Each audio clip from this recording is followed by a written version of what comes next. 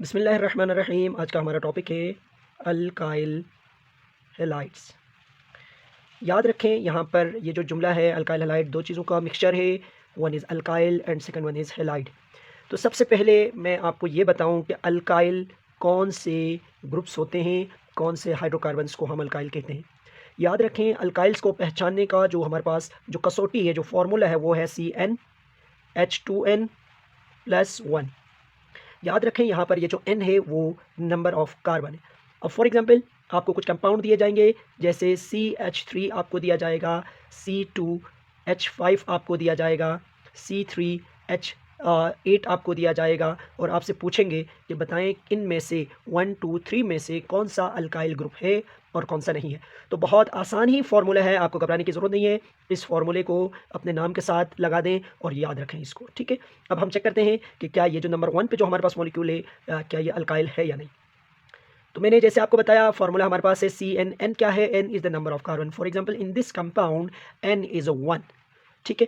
For then H2N कितना है आपके पास? 1 प्लस 1, ठीक है।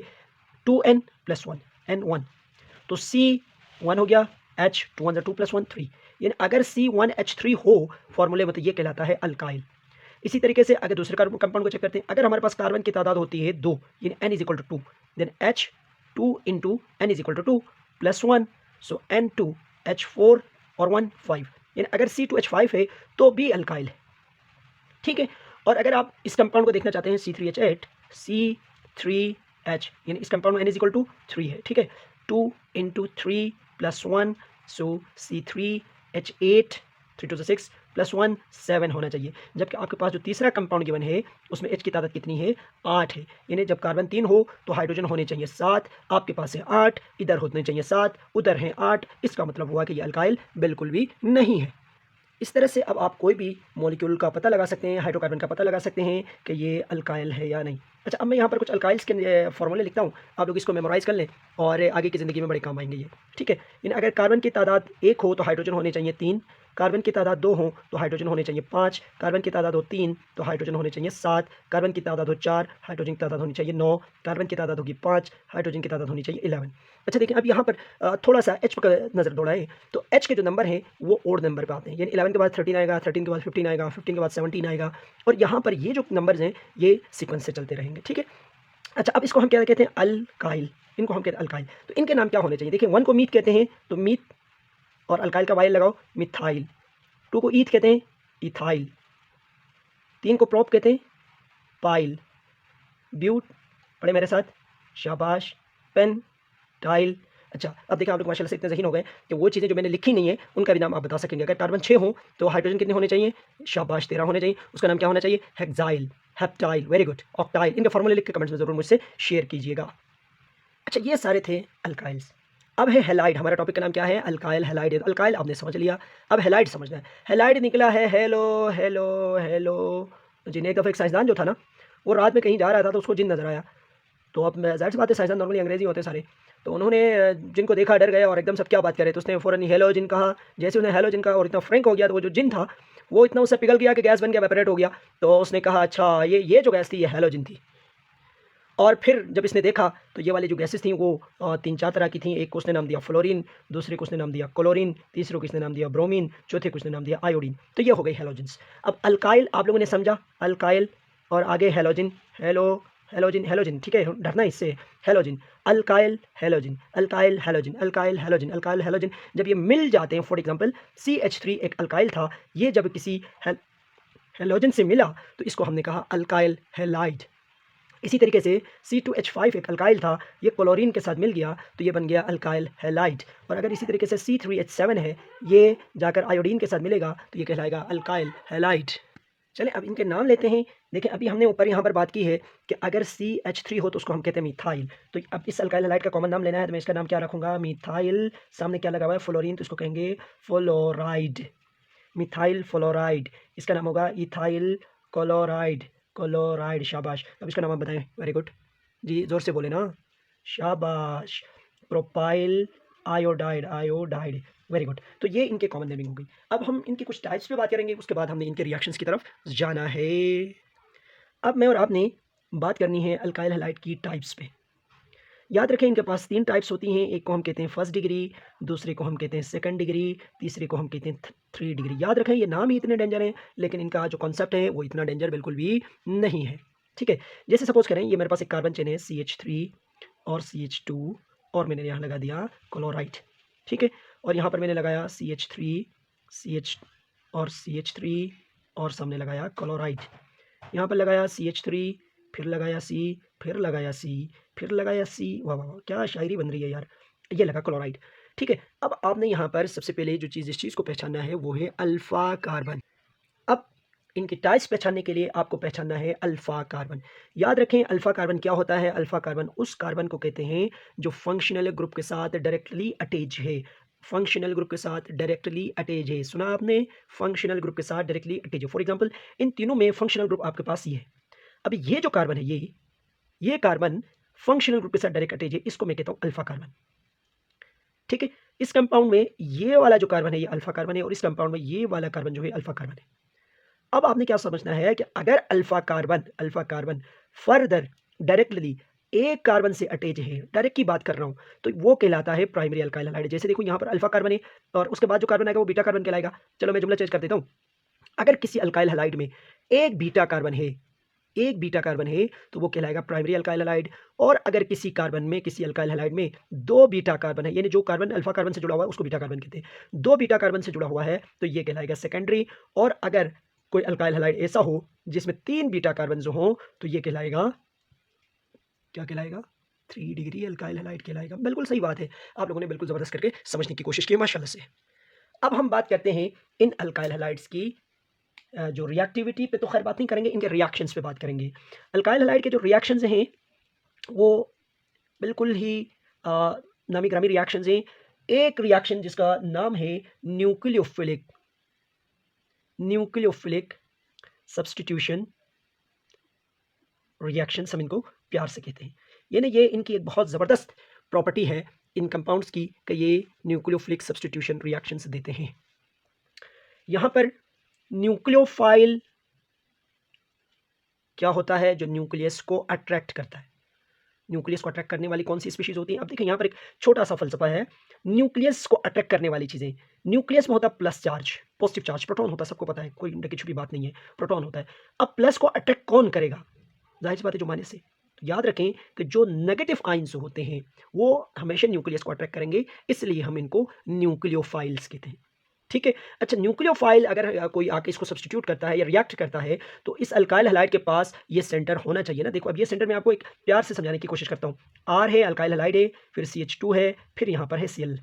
अब इस कार्बन जो हैलोजन है इसकी इलेक्ट्रोनेगेटिविटी होती है 3.0 और इस कार्बन की इलेक्ट्रोनेगेटिविटी होती है 2.4, ठीक है। अभी मैं आपको ये समझाने की कोशिश कर रहा हूँ कि ये पॉजिटिव सेंटर कहाँ से आता है अल्काइल हैलाइड में, जिसके पास कोई न्यूक्लियोफाइल आकर बाहर से आके इसके साथ रिएक्शन करेगा।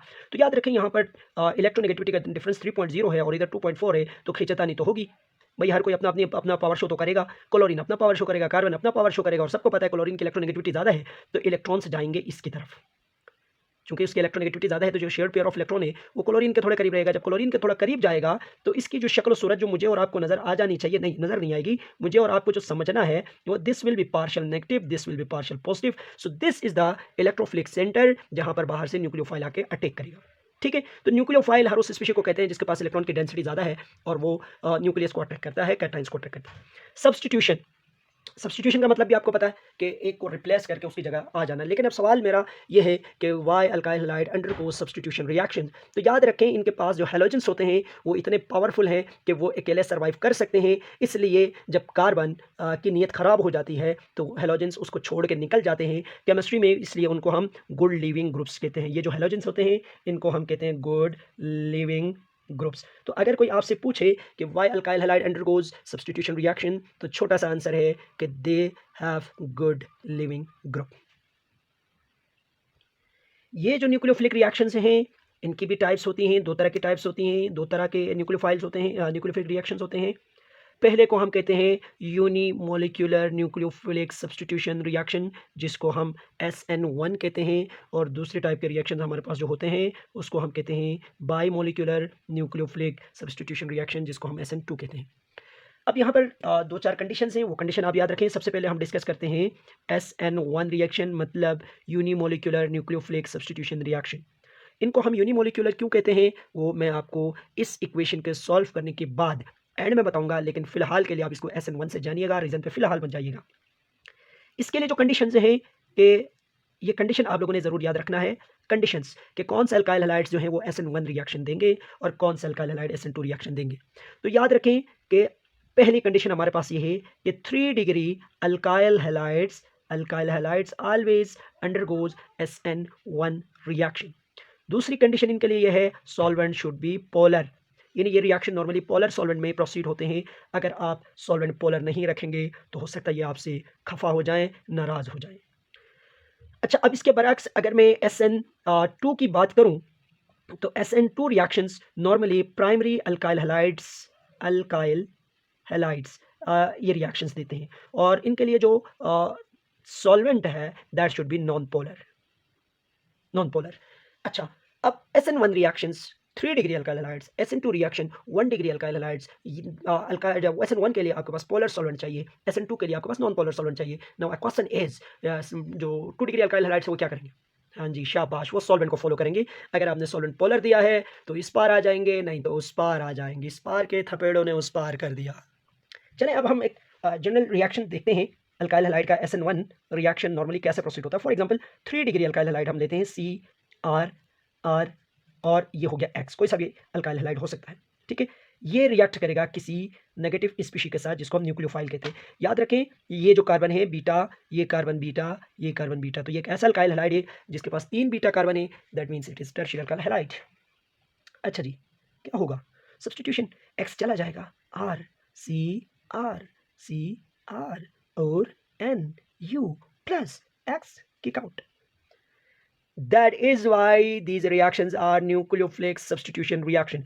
A nucleophile replaces nucleophile. याद रखें, ये नजर नहीं आ रहा है, हाँ ठीक है। A nucleophile replace nucleophile, ठीक है। याद रखें ये जो coming nucleophile है, incoming nucleophile है, it must be stronger than living nucleophile, और अगर ये वीक होगा तो ये रिप्लेस नहीं कर सकेगा, ठीक है। चलें जी, अब बात करते हैं कि ये रिएक्शन हुआ कैसे।